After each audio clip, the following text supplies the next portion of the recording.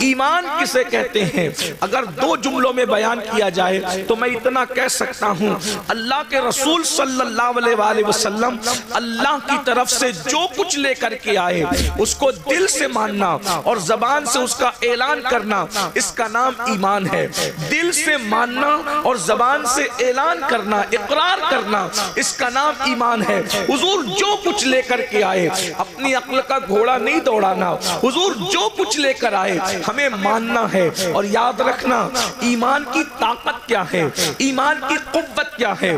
بڑی بڑی طاقتیں، ہتھیار کی طاقتیں جس کے سامنے سجدہ ریز ہے اسے ایمان کہتے ہیں۔ ایمان کتنا پاورفل ہے، ایمان کتنا عظیم ہے، یہ ایمان ہی ہے۔ جب ایمان کسی قوم کو نصیب ہو جاتا ہے تو عرب کے بوریا نشین قیصر و کسریٰ کے تاجدار بن جاتے ہیں۔ ایمان جب نصیب ہو جاتا ہے، ایمان جب کسی کو نصیب ہو جاتا ہے تو اللہ اکبر، وہ لوگ جو نمک اور کافور میں فرق نہیں کر پاتے تھے وہ آسمان ہدایت کے تارے بن جاتے ہیں۔ ایمان جب کسی قوم کو نصیب ہو جاتا ہے تو بحر ظلمات میں وہ گھوڑے دوڑاتے ہیں تو گھوڑوں کی ٹاپیں بھی اللہ اکبر پانی سے بھیگتی نظر نہیں آتی۔ اسی لیے تو اقبال نے کہا تھا کہ اذانیں کبھی یورپ کے کلیساؤں میں اور افریقہ کے تپتے ہوئے صحراؤں میں دشت تو دشت ہے، دریا بھی نہ چھوڑے ہم نے، بحر ظلمات میں دوڑا دیے گھوڑے ہم نے۔ ایمان کیا ہے؟ اللہ اکبر، ایمان اتنی عظیم طاقت ہے کہ فرشتے بھی ایمان والوں کو رشک کی نگاہ سے دیکھتے ہیں۔ ایمان اتنی عظیم قوت ہے کہ اللہ اکبر، دیوان گانے عشق محمد کو دیکھ کر گھبرا گئی ہے گردش دورہ، کبھی کبھی گردن میں ہاتھ ڈالے ہیں ماہ و نجوم نے، گزرا ان حدوں سے مسلمان کبھی کبھی ایمان کامل نصیب ہو جاتا ہے تو فرشتے باز نیچے رہ جاتے ہیں، مومن کامل کا مرتبہ اس سے بلند ہو جاتا ہے۔ اللہ اکبر، ارے یہ ایمان ہی ہے۔ جب مومن اپنی قبر میں جاتا ہے تو نکیرین اس کی تعظیم کرتے نظر آتے ہیں۔ ایمان والے کی تعظیم صرف زمین کے اوپر نہیں ہوتی بلکہ زمین کے اندر بھی ہوتی ہے۔ نکیرین جس کی تعظیم کرے اس کو مومن کامل کہتے ہیں، میرے امام کہتے ہیں، نکیرین کرتے ہیں تعظیم میری، نکیرین کرتے ہیں تعظیم میری، فدا ہو کے تجھ پہ یہ عزت ملی ہے۔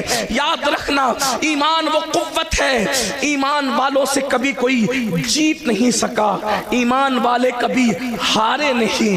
قرآن کہتا ہے وَأَنْتُمُ الْعَالَوْنَ إِن كُنْتُم مُؤْمِنِينَ، تمہیں سر بلند ہو، تمہیں کامیاب ہو اگر تم مومن ہو۔ ایمان کو سمجھا کیا ہے، ایمان کی شان کو سمجھا کیا ہے؟ اسی لیے انسان اپنے حسن سے ناواقف ہے، انسان اپنے حسن سے ناواقف ہے۔ دوسرے آپ کے حسن کو دیکھ کر اندازہ لگا رہے ہیں کہ آپ کتنے حسین ہیں۔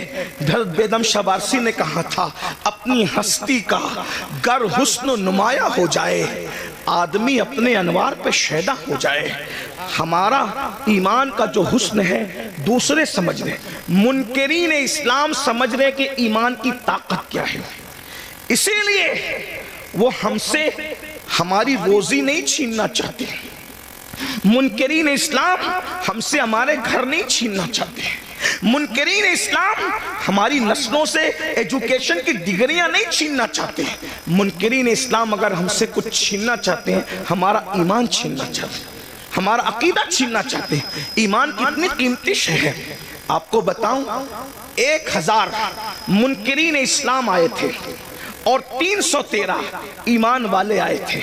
1000 منکرین اسلام طاقت لے کر آئے، قوت لے کر آئے، تلوار لے کر آئے، پیٹ بھرے ہوئے آئے، ناچنے والیوں کو ساتھ لے کر آئے، گانے والیوں کو ساتھ لے کر آئے اور اپنے منصب مرتبے اور مقام کو ساتھ لے کر آئے۔ وہ کوئی چھوٹے موٹے لوگ نہیں تھے جو منکرین اسلام تھے، مکے کی طرف سے آئے تھے۔ لیکن 313 ایمان والوں نے کیا کیا پتہ ہے؟ 313 ایمان والوں نے ان 1000 لوگوں کو دھول چٹا دیا۔ اور آپ کو کیا پتہ ایمان کی طاقت کیا ہے؟ جس وقت اللہ نے حضرت انسان کو بنایا تو اس وقت حضرات فرشتوں نے کہا کہ یہ زمین پہ جا کے خون ریزی کریں گے، پتا چلا خون بہانا فرشتوں کو پسند نہیں. ان کی عادت کیا ہے؟ صرف تسبیح اور تحلیل کرنا، صرف تسبیح کرنا، تحلیل کرنا. ان کو مارنا پیٹنا پسند نہیں ہے. لیکن مومن کی شان کیا ہے؟ جب مومن بدر میں آتا ہے تو فرشتوں کو حکم ہوتا ہے کہ مقام تسبیح اور مصلی چھوڑو، اور جس جنگ سے تمہیں نفرت تھی مومنوں کی اتباع میں جا کر تم بھی جنگ کرنا شروع کرو. مومن کی شان، مومن کی شان. ملائکہ آتے ہیں، 5000 ملائکہ بدر میں نازل ہوتے ہیں، قطار در قطار نہ. اور صرف ملائکہ نہیں آتے بلکہ سارے فرشتوں کا جو سردار ہے وہ بھی رسول اللہ کا سپاہی بن کر کے زمین پر آتا ہے. مومن کو آپ نے سمجھا کیا ہے؟ مومن کی شان کیا ہے؟ اسی لیے ایمان چھیننے کی کوشش کی جاتی ہے. اور ہمیں مومنوں کو ایمان کی اہمیت نہیں ہے. ہم اپنے بچے کو تاجر تو بنانا چاہتے ہیں، ہم اپنے بچے کو ڈاکٹر تو بنانا چاہتے ہیں، ہم اپنے بچے کو انجینئر تو بنانا چاہتے ہیں. خطیب بنایا، ادیب بنایا، ڈاکٹر بنایا، انجینئر بنایا، ٹیچر بنایا، سب بنایا. کیا اپنے بچوں کو مومن بھی بنایا؟ ڈاکٹر بنانے کا انکار نہیں ہے، ڈاکٹر بناؤ. بھائیو یہ ڈاکٹر بننے کا شوق لوگوں میں ابھی ہے. نعرہ تکبیر، نعرہ رسالہ، مسلک اعلی حضرت استاذ العلماء حضور مفتی محمد اسماعیل صاحب قبلہ، استاذ العلماء حضور مفتی محمد. آپ بیٹھے، بالکل بیٹھے رہیں. آپ علماء استقبال کریں گے، آپ بالکل بیٹھے رہے. ماشاءاللہ بہت اچھا مجمع ہے. نعرہ تکبیر، نعرہ رسالہ، مسلک اعلی حضرت. اتنی طبیعت علیل حضرت کی اس عمر میں بھی دیکھی ماشاءاللہ حضرت تشریف لا چکے ہیں. استاذ العلماء زینت مسند افتاء حضرت اللہ حضرت علامہ حضور مفتی محمد اسماعیل صاحب قبلہ تشریف لا چکے ہیں. حضرت کو آگے لے لیں تاکہ سارے لوگ حضرت کے نورانی چہرے کی زیارت کریں. نعرہ لگائیں محبت سے، عمر دے کے حضرت کی سب جانتے ہیں، پورا علاقہ جانتا ہے. نعرہ تکبیر. پیچھے والے بھی ذرا آواز بلند آواز سے نعرہ لگائیں. نعرہ تکبیر، نعرہ رسالت، مسلک اعلی حضرت حضور مفتی اسماعیل صاحب قبلہ، حضور سید امین القادری صاحب قبلہ، علماء اہل سنت. سبحان اللہ. ماشاءاللہ.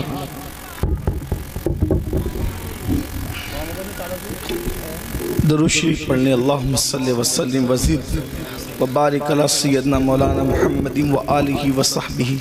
صلاۃ و سلام علیک یا رسول اللہ صلی اللہ تعالی علیہ وسلم. اللہ تعالی حضرت مفتی اسماعیل صاحب کو شفا دے، صحت دے، تندرستی عطا فرمائے. اس حالت میں بھی وہ تشریف لائے ہیں. یہ ہمارے بزرگوں کا خلوص ہے، اخلاص ہے. درود شریف ایک بار پڑھیں، میں گفتگو آگے بڑھاتا ہوں. رب صلی وسلم دائما ابدا علی حبیبک خیر الخلق کلہم. صلاۃ و سلام علیک یا جد الحسن والحسین وعلی آلک واصحابک یا جد الغوث الثقلین. تو ڈاکٹر بنا رہے ہیں، ٹیچر بنا رہے ہیں، انج سب بنا رہے ہیں. انکار نہیں. بنائیے. دنیا میں ڈاکٹر بننے کا شوق ابھی پیدا ہوا. مسلمان اس وقت سائنسی علوم کا انکشاف کر رہے تھے جب لوگ سائنس سے ناواقف تھے. اس کا ثبوت اگر دیکھنا ہے تو آپ قرآن کی ان آیات کو پڑھ کر کے دیکھیں جو سائنسی علوم کا انکشاف کرتی نظر آتا. اسی لیے آج جتنے سائنسداں ہیں کوئی یہ نہیں کہتا کہ ہم سرچ کر رہے ہیں. پڑھے لکھے لوگوں کی توجہ چاہتا ہوں. آج کوئی سائنسداں یہ نہیں کہتا کہ ہم سرچ کر رہے ہیں. ہر سائنسداں کیا کہتا ہے؟ ہم ریسرچ کر رہے ہیں. تو ریسرچ کا مطلب کیا ہے؟ پہلے جو سرچ ہو چکا ریسرچ اسی کا تو ہوتا ہے.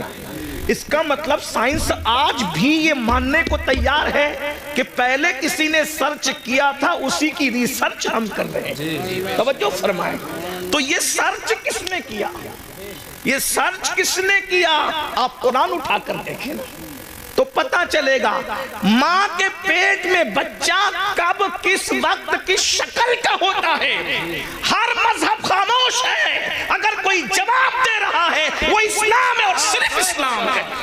سبحان اللہ سبحان اللہ۔ آپ دیکھیں نا یہ جو سرچ پیش ہے، آج لوگ ریسرچ کر رہے ہیں، سرچ تو ہم نے کیا ہے، تلاش تو ہم نے کیا ہے۔ اللہ اکبر۔ اسی طریقے سے فرعون کی ممی کے بارے میں، اس کی لاش جو میوزیم میں پڑی ہوئی ہے، اس کے بارے میں جب پی ایم کیا گیا تو ڈاکٹر اور سائنسداں اس نتیجے پہ پہنچے کہ یہ سمندر میں ڈوب کر کے مرا ہے۔ یہ رپورٹ تھی اس کے پی ایم کی، لیکن سوچا کہ آخر یہ ڈوب کے مرا، سمندر میں ڈوبنے والا باہر کیسے نکل سکتا ہے؟ سارے مذاہب کی کتاب خاموش تھی۔ اسلام نے کہا، قرآن نے کہا کہ ہم نے تیری لاش کو اس لیے بچایا تاکہ ہم تجھے لوگوں کے لیے عبرت بنا دیں۔ دیکھو قرآن بولتا نظر آیا۔ میرے بھائیوں، ایمان کی، اسلام کی عظمت کو سمجھو۔ ہمیں وحدہ لا شریک، خدائے حق، معبود برحق کا پتہ مصطفیٰ جان رحمت نے بتایا، ورنہ کہیں تو حضرت عیسیٰ کی عبادت ہو رہی ہے، کہیں تو حضرت مریم کی عبادت ہو رہی ہے، کہیں تو حضرت عزیر کی عبادت ہو رہی ہے، کہیں تو چاند کی عبادت ہو رہی ہے، کہیں تو سورج کی عبادت ہو رہی ہے، کہیں تو گوبر اور مٹی کی عبادت ہو رہی ہے، کہیں تو درخت اور دریا کی عبادت ہو رہی ہے۔ ارے تم کتنے خوش نصیب ہو کہ تمہیں وہ خدا ملا ہے۔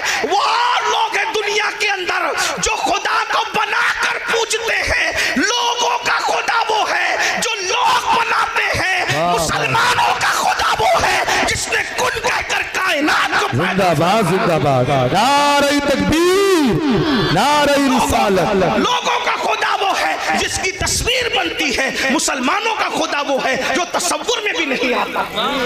اوروں کا خدا تصویر میں آتا ہے، ہمارا خدا تصور میں بھی نہیں آتا۔ ہمارا خدا اتنا بلند ہے، ارے جو تصور میں نہیں آتا وہ ہمارا خدا ہے۔ اللہ اکبر۔ اور پھر لوگ عظمت کا اندازہ کیا لگائیں جب محمد الرسول اللہ اس کے بنائے ہوئے بندے کی عظمت کی حقیقت کو لوگ نہ جان سکے۔ جب اس کا بندہ اتنا بے مثال ہے تو وہ خدا کتنا بے مثال بات ہے۔ زندہ باد زندہ باد۔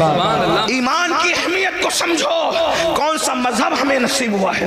اسی لیے آج ہم ایمان کی، مسلمان ایمان کی اہمیت نہیں سمجھ پا رہا ہے، منکرین اسلام اہمیت سمجھ گئے، اسی لیے وہ ایمان چھیننا، وہ جانتے ہیں جب تک ان کے پاس ایمان رہے گا ان کو زیر نہیں کیا جا سکتا، ان کو تباہ نہیں کیا جا سکتا، ان کو برباد نہیں کیا جا سکتا۔ چھین لو ان سے ایمان، چلے گا۔